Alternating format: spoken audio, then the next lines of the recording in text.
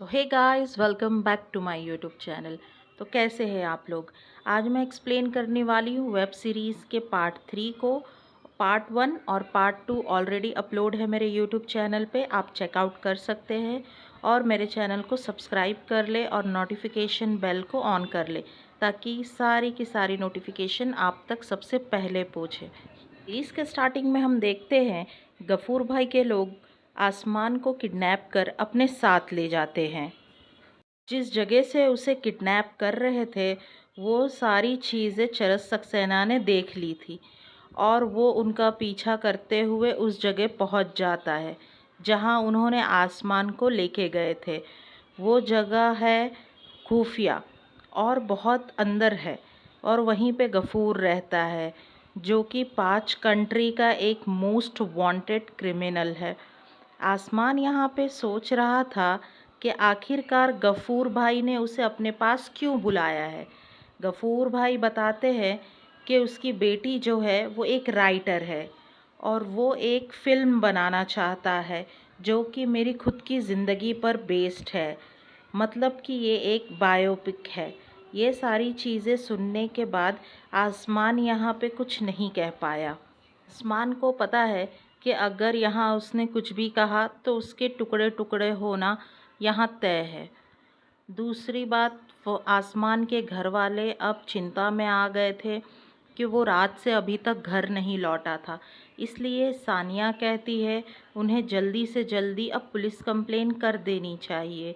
लेकिन थोड़ी ही देर के बाद यहाँ आसमान आ जाता है और वो उन्हें सब कुछ बता देता है कि उसे गफूर भाई के लोग अपने साथ उठा के ले गए थे।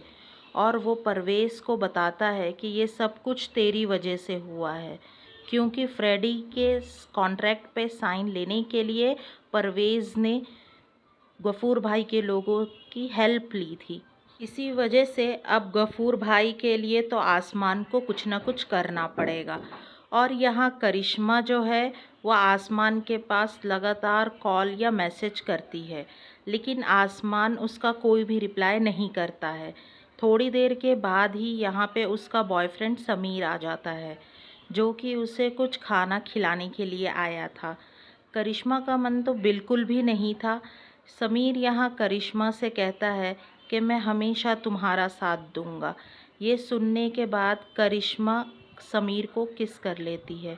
जब समीर यहाँ से बाहर निकलता है तो उसकी मुलाकात सौमिक से होती है। सौमिक एक ऐसा बंदा है जो घर वालों का भी नहीं है और अपनी बहन के बारे में बहुत ही गंदी बातें करता है, वो भी समीर के सामने। सौमिक यहाँ समीर को कहता है कि घर वाले समीर की शादी करिश्मा से इसलिए करवा रहे हैं क्योंकि तुम्हारे पास बहुत पैसा है। जब एक बार शादी हो जाएगी तो करिश्मा किसी और के साथ रह लेगी। और यहाँ हम देखते हैं फ्रेडी को जो कि अपने सैलाब फिल्म की रिकॉर्डिंग देख रहा होता है कि तभी यहाँ पे चरस सक्सेना आता है और वो फ्रेडी से कहता है कि मैं इकलौता वो बंदा हूँ जो कि तेरे कंपनी को बचा सकता हूँ। दरअसल चरस जो है वो गफूर भाई का पीछा करते करते वो उस खुफिया अड्डे तक पहुंच चुका था और उसने वहां जाकर गफूर और आसमान की वीडियो बना ली थी और वो उसे फ्रेडी को दिखाता है।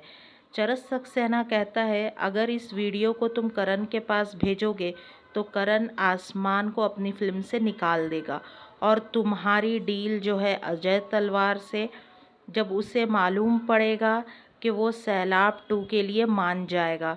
फिर चरस बताता है ये सब कुछ वो फ्री में नहीं कर रहा है बल्कि अब उसके चमकने का टाइम आ चुका है।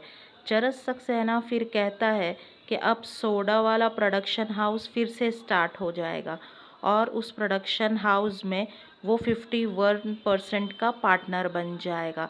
तब ये वीडियो या क्लिप मैं तुम्हें दूंगा। फ्रेडी के पास अब कोई और रास्ता नहीं था, इसलिए वो जल्दी से मान जाता है और फ़ौरन वो अजय तलवार के पास पहुंच जाता है। वो उससे कहता है कि सैलाब 2 के लिए तैयार हो जाओ। यहाँ फ्रेडी अजय तलवार को वो वीडियो बता देता है जिसमें आसमान गफूर भाई से मिल रहा है, जिसमें ये बात साबित हो जाती है कि आसमान का अंडरवर्ल्ड से लिंक है। ये देखने के बाद ये वीडियो तुरंत करण के पास भेज देता है। करण जब ये वीडियो देखता है तो वो पूरी तरीके से हैरान हो जाता है और फिर वो तुरंत फैसला लेता है कि उसकी मूवी में अब आसमान काम नहीं करेगा। बट ये बात वो अभी तक आसमान को नहीं बताता, वो ये बात करिश्मा को बताता है। करिश्मा को जब ये बात मालूम चली तो वो तुरंत अजय तलवार के पास जाती है। वो उनसे कहती है, क्या इन सब के पीछे तुम्हारा हाथ है? लेकिन अजय तलवार बताता है कि मैं ऐसा क्यों करूँगा, मैं तो तुम्हारी खुशी चाहता हूँ और मैं इसके लिए कुछ भी कर सकता हूँ, लेकिन ये सब कुछ मैं नहीं कर सकता। तुम्हें मेरे ऊपर भरोसा करना होगा बेटा। और यहाँ करिश्मा अपने पापा की बात मान लेती है। अब क्योंकि करिश्मा आसमान के साथ नहीं थी, इसलिए परवेज़ आसमान से कहता है कि तुझे किसी और लड़की पर ट्राई करना चाहिए, वरना तू इसी तरीके से सिंगल रह जाएगा और तब ये जादू भी तेरा करिश्मा का ख़त्म हो जाएगा। और परवेज़ एक जादू चलाता है और एक लड़की के साथ आसमान को भेज देता है। तभी ये सारी चीज़ें हैं वो करिश्मा ने देख ली थी। उसका दिल पूरी तरीके से टूट जाता है क्योंकि वो आसमान से प्यार करने लगी थी। हालांकि आसमान यहाँ पे रुक जाता है और यहाँ उस लड़की से कहता है कि वो ये सब कुछ नहीं कर सकता, लेकिन करिश्मा को कौन समझाता। वो वहाँ रोते धोते यहाँ से चली जाती है। करिश्मा जब घर आती है तो वो देखती है उसके माता पिता एक दूसरे से बात कर रहे थे कि इस तरीके से वो करिश्मा को अभी शादी नहीं करना चाहिए, इतनी जल्दबाज़ी बिल्कुल भी ठीक नहीं है। लेकिन अजय बताता है कि वो लोग बहुत सालों से रिलेशनशिप में हैं, इसलिए उन्हें शादी कर लेनी चाहिए। कि तभी करिश्मा उनके पास आती है जो बहुत ज़्यादा रो रही थी और वो अपने पापा को बोलती है कि वो शादी के लिए बिल्कुल तैयार है, वो जल्द से जल्द समीर से शादी करेगी। दूसरी तरफ हम देखते हैं सानिया है, वो आसमान को बताती है कि तुम्हें करण ने फिल्म से निकाल दिया है, क्योंकि आसमान के लिए एक शॉकिंग न्यूज़ थी। ये सुन के वो बहुत ज़्यादा डिप्रेस हो गया था। उसे मालूम पड़ता है कि करण ने उसे मूवी से इसलिए निकाला क्योंकि आसमान का अंडरवर्ल्ड से लिंक है। ये सब कुछ परवेज़ की वजह से हुआ था। इसलिए आसमान यहाँ पर गुस्से में परवेज़ को एक मुक्का मार देता है। आसमान परवेज़ को बहुत गुस्सा करता है। परवेज़ कहता है कि आज तक मैंने जो भी किया वो दिल से किया और तेरे लिए किया, कभी ये नहीं सोचा कि कभी कुछ गलत होगा, लेकिन आज तुझे इस तरीके से मुझे नहीं मारना चाहिए था। परवेज़ यहाँ दुखी होकर चला जाता है और यहाँ आसमान का भी बुरा हाल था। फिल्म भी चला गया और दोस्त भी चला गया, उसका बहुत बुरा हाल था। अगली सुबह सानिया के पास आसमान की माँ नीतू का कॉल आता है। नीतू यहाँ सानिया को बताती है कि उन्हें नया लीवर मिल चुका है और वो जल्दी सर्जरी भी करने वाले हैं, इसलिए वो तुरंत ही दिल्ली आ जाए। ये सुनने के बाद आसमान, अवतार और सानिया तुरंत ही दिल्ली पहुँच जाते हैं, जहां आसमान के पिता की सर्जरी पूरी तरीके से कंप्लीट हो चुकी थी और अगले 48 घंटे जो है वो काफ़ी क्रिटिकल हो सकते हैं। और जब आसमान के पिता आसमान से मिले तो उन्हें बहुत खुशी हुई, क्योंकि आसमान जो है वो फिल्म फेयर में बेस्ट एक्टर के लिए नॉमिनेट हुआ था। यहाँ पर सभी लोग आए थे, सब बहुत ही खुश थे और इस माहौल को काफ़ी अच्छा बना रहे थे। थोड़ी देर के बाद यहाँ परवेज़ भी आ जाता है, जिसे आसमान के पिता अपना दूसरा बेटा मानते हैं। अब आसमान के पिता आसमान से कहते हैं कि करण जौहर की फ़िल्म कैसी चल रही है, जिस पे आसमान झूठ बोल देता है। आंखें में आंखें डालकर वो कहता है कि अगले हफ्ते से फ़िल्म की शूटिंग स्टार्ट होने वाली है। आसमान के पिता उससे कहते हैं कि तू आसमान है, तू हमेशा कमाल करेगा और आसमान में रहेगा। के बाद वो अपने पिता को आराम करने देते हैं और यहाँ से बाहर चले जाते हैं। आसमान की माँ नीतू समझ चुकी थी कि इन दोनों के बीच में कुछ तो प्रॉब्लम चल रही है। वो उनसे वजह पूछती है तो परवेज़ बताता है कि आसमान ने उसे मारा है, जिस वजह से मैं इसे कभी माफ़ नहीं करूँगा। तब आसमान बताता है कि माँ, आपको पता नहीं है कि इसने क्या किया है। पर माँ कहती है कि कुछ भी किया हो, पर तुम उसे मार कैसे सकते हो। नीतू यहाँ पर आसमान को सॉरी बोलने के लिए कहती है, लेकिन परवेज़ बोलता है कि जिस हिसाब से इसने मुझे मारे था, मैं भी इसे मारूंगा, लेकिन अभी नहीं मारूंगा, जब मेरा दिल करेगा तब मारूंगा। अब इनके बीच सब कुछ ठीक हो जाता है। अब बस इन्हें 48 घंटे कैसे भी निकालने थे। लेकिन आसमान को इस बात का दुख है कि उसने अपने पिता के आँखों में आँखें डाल के गलत झूठ बोला है। इस बात का उसे बहुत ज़्यादा दुख और तकलीफ़ हो रहा था। जैसे ही वो अंदर जाता है तो उसे मालूम पड़ता है कि वो अब नहीं रहे। वहाँ का माहौल एकदम पूरी तरह से शांत हो जाता है। उन सब का हाल बहुत ही ज़्यादा बुरा हो चुका था, क्योंकि हाल ही में वो अपने पिता से मिले थे। तब तक वो बिल्कुल ठीक थे। आसमान का अपने पिता को इस दुनिया से छोड़ के चले जाना उसे बहुत दुख देता है। उससे भी ज़्यादा दुख ये देता है कि जब लास्ट बार वो अपने पिता से मिला तो उसने झूठ बोला, और वो अपनी माँ से कहता है कि वो फिल्म फेयर के अवार्ड शो में नहीं जाएगा। लेकिन उसकी माँ उसे समझाती है कि तुम्हें जाना पड़ेगा, ये तुम्हारे पापा का सपना था। कहती है कि तुम ज़रूर जाओगे और तुम्हारे साथ हम भी जाएंगे। दूसरी तरफ हम देखते हैं अजय तलवार और करिश्मा भी इस अवार्ड शो में जाने के लिए बहुत अच्छे से तैयार थी। जब यहाँ पर करिश्मा अजय तलवार के आईपैड को चेक करती है तो उसे एक वीडियो दिखाई देता है, और इसी वीडियो की वजह से आसमान करण की फिल्म से बाहर हुआ था। अजय तलवार ने ये करण के पास ये वीडियो भेजा था और कहा था उसे फिल्म से निकाल दो, और अब ये लोग अवार्ड शो के लिए पूरी तरीके से रेडी थे। और अवतार यहाँ आसमान से आके कहता है कि वो करण जौहर के लिए काम तो कर रहा था, लेकिन अब वो नहीं करेगा, क्योंकि जिस फिल्म में तू नहीं उस फिल्म में मैं नहीं। थोड़े देर के बाद इनकी कैबिन में एक बंदा आता है। वो कहता है कि आपसे मिलने के लिए यहाँ पे बादशाह आए हैं। ये सुनकर अवतार गुस्सा हो जाता है, क्योंकि उनको बादशाह बिल्कुल पसंद नहीं है। वो उस बंदे को बादशाह के बारे में बहुत कुछ उल्टा सीधा बोलकर ये कह देता है कि घंटे का बादशाह। और ये बात उसे पता नहीं था कि वो बात बादशाह सिंगर की बात नहीं कर रहे, बल्कि एसआरके की बात कर रहे थे। वो बंदा जाकर एसआरके को बता देता है कि अवतार जो है वो आपसे नहीं मिलना चाहता, और उसके लास्ट के वर्ड थे घंटे का बादशाह। ये सुनकर शाहरुख पूरी तरीके से हैरान था। थोड़ी देर के बाद यहाँ पे चरस सक्सेना एसआरके से मिलता है। एसआरके जब उसे देखता है तो उसे याद आता है कि इसे कहीं देखा है। अब थोड़ी देर के बाद ही यहाँ पे बॉलीवुड के सारे सेलिब्रिटीज़ अवार्ड शो में आ जाते हैं, जहाँ मालूम पड़ता है कि अर्जुन कपूर और राज कपूर राव को भी बेस्ट एक्टर के लिए नॉमिनेट किया गया है। दोनों बहुत ज़्यादा कॉन्फिडेंट है। उन्हें ऐसा लगता है कि ये अवार्ड उन दोनों को ही मिलने वाला है। अब फिल्म फेयर को होस्ट करने के लिए यहाँ पे शाहरुख खान आते हैं।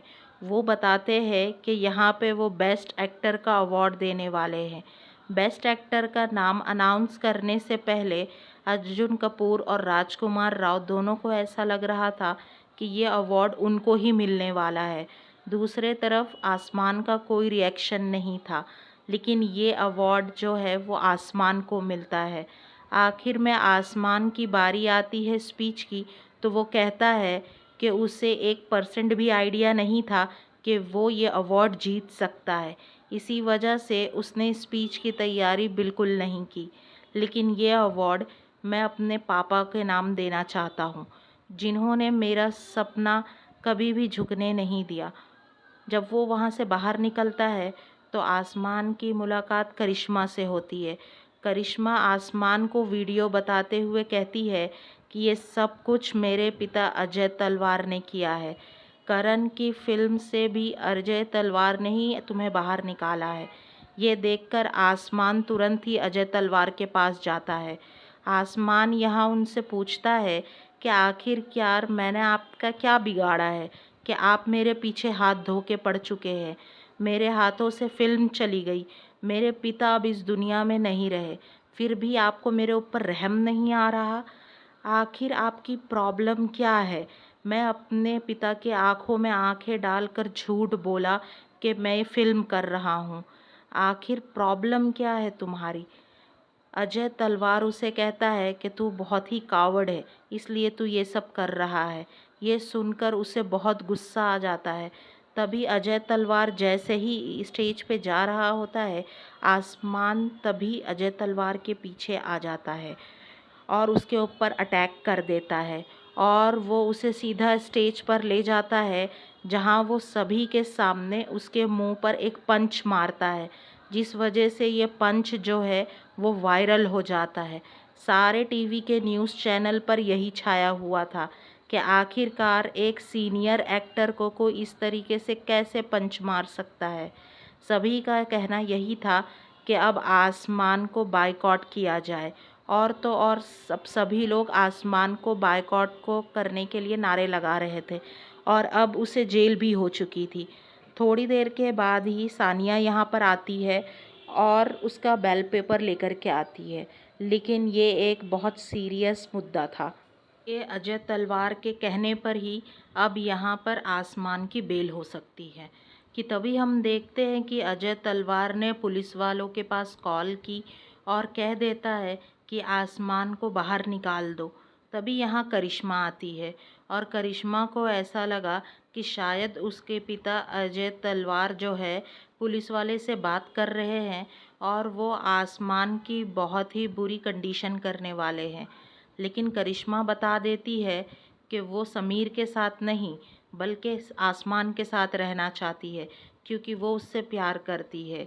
और ये सुनने के बाद तो अजय तलवार को आ जाता है गुस्सा और वो अपनी बेटी करिश्मा को कमरे में बंद कर देता है। थोड़ी देर के बाद ही आसमान जेल से बाहर आ जाता है। तभी सारे परिवार वालों से मिलता है और जब आसमान अपनी फैमिली के साथ वापस जा रहा था कि तभी आसमान के पास करिश्मा का कॉल आता है। करिश्मा यहाँ आसमान से कहती है कि वो उससे प्यार करती है और हमेशा उसके साथ रहना चाहती है। करिश्मा उसे ये भी बता देती है कि उसके पिता ने उसको एक कमरे में बंद कर दिया है, उसे यहाँ से किसी भी हाल में बाहर निकलना है। थी आसमान और परवेज़ अजय तलवार के घर पहुंच जाते हैं। उनके घर के बाहर भीड़ लगी हुई थी। यहाँ के सारे सिक्योरिटी गार्ड का ध्यान भटकाना था, इसलिए परवेज़ सारे भीड़ का ध्यान भटकाता है। सारे सिक्योरिटी गार्ड वहाँ पहुँच जाते हैं जहाँ पे परवेज़ बखेड़ा खड़ा कर रहा था और इसी का फ़ायदा उठाकर आसमान जो है वो तुरंत ही अजय तलवार के घर में घुस जाता है। घर में घुसते ही परवेज़ बाहर का माहौल पूरे तरीके से सेट कर देता है और अब धीरे धीरे आसमान जो है वो करिश्मा के रूम में पहुंच जाता है। करिश्मा तक पहुंचना आसान नहीं था, लेकिन जब वो करिश्मा से मिला तो उसको ऐसा लगा कि वो बहुत वर्ड सुनना चाहता था। तभी आसमान कहता है कि वो पूरी दुनिया से लड़के यहाँ पर आया है, 15 फीट की दीवार को कूद कर आया है, उसके पिता से पंगे लेकर आया है और तो और सुखी और कुत्ते से भी पंगा ले लिया है। इसके बावजूद तुम्हें ये 3 मैजिकल वर्ड सुनने हैं। तब हम देखते हैं कि अजय तलवार को यहाँ मालूम चल जाता है कि आसमान जो है वो यहाँ पर आया हुआ है। वो तुरंत ही करिश्मा के कमरे में जाता है, लेकिन करिश्मा के कमरे में करिश्मा थी ही नहीं, क्योंकि तब तक करिश्मा और आसमान वहाँ से निकल चुके थे। अजय तलवार काफ़ी कोशिश करता है कि वो उन्हें रोक पाए, लेकिन ये नामुमकिन था क्योंकि ये यहाँ से भागने में सक्सेसफुल थे। यहाँ से निकल तो चुके थे, लेकिन उन्हें समझ नहीं आ रहा था कि अब जाना कहाँ है कि तभी उन्हें याद आता है कि गफ़ूर भाई है जो सारी चीज़ें सेट कर सकते हैं। वो उनके पास कॉल करते हैं और वो आज ही शादी करने वाले हैं। इसलिए आसमान अपनी फैमिली वालों के पास कॉल करता है और नीतू के पास कॉल करके उन्हें तुरंत ही अपने लोकेशन पे बुला लेता है। लेकिन तभी हम देखते हैं अजय तलवार को, जो कि अपनी फरारी को लेकर आसमान के पीछे पहुंच जाते हैं। और एक तरफ तो परवेज़ की नॉर्मल कार और अजय तलवार की फरारी, लेकिन परवेज़ की कार इतनी भी नॉर्मल नहीं है कि वो अजय तलवार की फरारी को मात ना दे पाए। और यहाँ हम बहुत इंटरेस्टिंग सीन देखते हैं कार्स के बीच, और फिर एक जंग छिड़ जाती है। वो लोग वो खुफिया इलाके में पहुँच जाते हैं जहाँ पर आसमान और करिश्मा शादी करने वाले हैं। इसी जगह पर आसमान जो है वो करिश्मा को शादी के लिए प्रपोज़ करता है, जिसके लिए करिश्मा भी मान जाती है। और जब वो दोनों आखिरकार किस करने ही वाले थे कि तभी यहाँ पर एंट्री होती है अजय तलवार की, जो कि बाइक से कांच को तोड़ते हुए अंदर आ घुस जाता है। और फिर वो इन लोगों की बैंड बजाना स्टार्ट कर देता है। अजय तलवार यहाँ परवेज़ और आसमान को बहुत मारता है। उन दोनों की बहुत ही बुरी हाल हो जाती है, जैसे अजय तलवार के ऊपर खून सवार हो गया हो। और फिर देखते ही देखते सब लोग यहाँ आ जाते हैं। अजय तलवार का बॉडीगार्ड सुखी, और तो और आसमान की माँ नीतू, सानिया और अवतार भी पहुँच चुके थे। और अब आसमान अजय तलवार से कहता है कि अगर मैं सानिया के साथ रहता हूँ तो प्रॉब्लम क्या है। लेकिन अजय तलवार कहता है कि तेरा उसका आस-पास भी भटकना मुझे पसंद नहीं है। आसमान कहता है कि ये बात तो मैंने आप बात से ही सीखी है कि अगर हमें कोई चीज़ पसंद है और हमने ठान ली कि हमें वो चीज़ चाहिए, तो वो किसी भी कीमत पर हम लेके रहते हैं। लेकिन अजय तलवार उसे साफ शब्दों में कह देता है कि वो उसकी बेटी से दूर रहे। और तो और अजय तलवार यहाँ आसमान के मुंह पर पंच पे पंच मारे जा रहा था। फिर में आसमान को आ जाता है गुस्सा, और वो एक हथौड़े को उठाकर जब अजय तलवार के मुंह पे मारने ही वाला था कि तभी नीतू चिल्लाते हुए कहती है कि अजय तलवार तेरा बाप है। और ये सुनने के बाद तो सभी की आंखें जो है वो फटी की फटी रह जाती है। इसका मतलब ये है कि करिश्मा टेक्निकली आसमान की बहन है। और यहाँ खुलते हैं राज। यही है हमारे क्लाइमैक्स। और तभी हम देखते हैं कि अजय सक्सेना और फ्रेडी दोनों ही एक क्लाइमैक्स सीन देख रहे होते हैं, सैलाब का। तभी हम देखते हैं एक डांसिंग सॉन्ग को, जिसमें आसमान की माँ नीतू वो एक बैकग्राउंड डांसर थी। उन्हें यहाँ पर अजय तलवार और नीतू के कनेक्शन के बारे में मालूम चला, और अब इन्हें भी मालूम चल गया था कि असल में आसमान जो है वो अजय तलवार का ही बेटा है। तो आसमान की ज़िंदगी में अब कुछ भी ठीक नहीं हो रहा है। जब से उसे ये बात मालूम चली है कि अजय तलवार उसका पिता है, तब से उसकी ज़िंदगी में उथल-पुथल मच चुकी है। वो अपनी माँ को माफ़ नहीं करना चाहता था। वो अपनी माँ से पूछता है कि क्या उसके पिता को उसने कभी प्यार किया था या बस हमेशा एक्टिंग ही की थी। लेकिन नीतू यहाँ पर आसमान के मुंह पे एक चमाट मारती है, और उस सीन शिफ्ट होता है अजय तलवार की तरफ, जहाँ अजय तलवार के घर पर करिश्मा को तो अब सब कुछ मालूम है। लेकिन करिश्मा यहाँ अजय तलवार से कहती है कि वो माँ को ये सब कुछ नहीं बताएगी। जिसके बाद हम देखते हैं करिश्मा और आसमान को, जो कि एक कैफ़े में मिलते हैं। दोनों आपस में बात करते हैं। आसमान कहता है कि इन लोगों को ऐसा नहीं करना चाहिए था, इन्हें सच कहना था। लेकिन करिश्मा कहती है कि अगर सच कहते तो आज हम इस तरीके से बात नहीं कर रहे होते। तुम्हारे जो पिता है वो तुम्हारे साथ नहीं होते, वो भी किसी टूटे हुए परिवार में पल रही होती। जो कुछ हुआ वो ठीक ही था। इसी वजह से कम मुझे एक अच्छा दोस्त तो मिला, जिसके लिए आसमान भी एग्री करता है। और यहाँ आकर करिश्मा से कहता है चलो मिलते हैं, यहाँ नहीं अगले रक्षाबंधन पर ज़रूर मिलेंगे। दूसरी तरफ हम देखते हैं सानिया को। इसे करण जौहर ने अपने पास बुलाया। करण जौहर को सानिया की स्किल्स काफ़ी पसंद आई। जिस तरीके से उसने आसमान को करण जौहर की फ़िल्म में लीड एक्टर के तौर पे सेलेक्ट करवा लिया, वो काफ़ी अच्छी मैनेजर है, इसलिए वो रणवीर की मैनेजर के रूप में अच्छी साबित होगी। लेकिन सानिया बताती है कि वो एक अच्छी मैनेजर तो है, वो अच्छी दोस्त भी है और वो आसमान की काफ़ी अच्छी दोस्त है, इसलिए वो इस ऑफ़र को एक्सेप्ट नहीं करेगी। ये सुनकर करण जौहर कहता है कि ये तो बहुत स्टूपिड है, लेकिन रणवीर कहता है कि ये स्टूपिड नहीं है, वो बहुत लॉयल है अपने दोस्ती में। अब आसमान को देखते हैं, जिसे कुछ समझ नहीं आ रहा था कि उसे क्या करना है। जिस लड़की को वो पसंद करता था, वो उसकी बहन निकली और उसको दो दो बाप थे और इंडस्ट्री से भी उसको पूरी तरीके से बायकॉट कर दिया गया। तो अब तो करने के लिए कुछ भी नहीं बचा।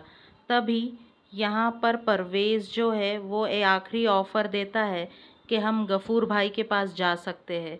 ये सुनकर वो तुरंत ही गफ़ूर भाई के पास पहुँच जाते हैं और गफ़ूर भाई उसे इंटरनेशनल फ़िल्म के लिए सेलेक्ट करता है। लेकिन साथ ही वो उससे कहता है, मेरे पास एक कॉन्ट्रैक्ट है जो कि 3 फ़िल्मों का है और उसके लिए मैं तुझे हायर करना चाहता हूँ। लेकिन ये बस एक मज़ाक था, लेकिन इंटरनेशनल फ़िल्म के लिए तो उसे सेलेक्ट कर गया था। आखिर में हम देखते हैं अजय तलवार और नीतू एक जगह पे मिलते हैं।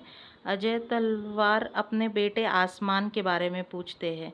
नीतू कहते हैं कि वो ठीक है, हालांकि वो मुझसे बात नहीं कर रहा।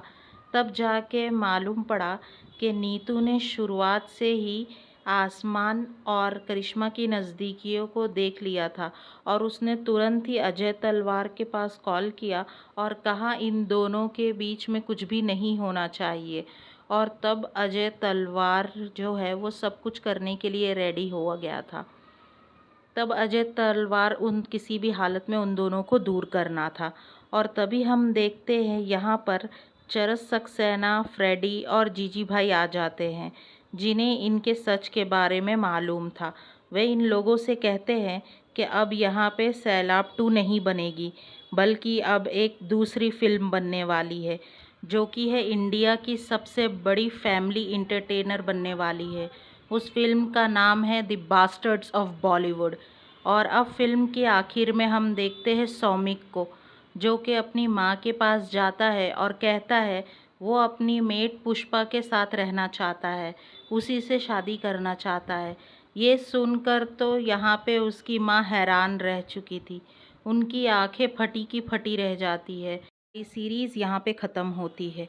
ऐसे ही इंटरेस्टिंग सीरीज़ देखने के लिए आप मेरे चैनल को लाइक, कमेंट, शेयर, सब्सक्राइब ज़रूर करें और बेल आइकन को प्रेस कर दें, ताकि आने वाली सारी इंटरेस्टिंग वीडियोस आप तक पहुंच सके। जब तक के लिए आप मेरे चैनल को सब्सक्राइब कर दें। Thank you for watching. Bye bye, take care.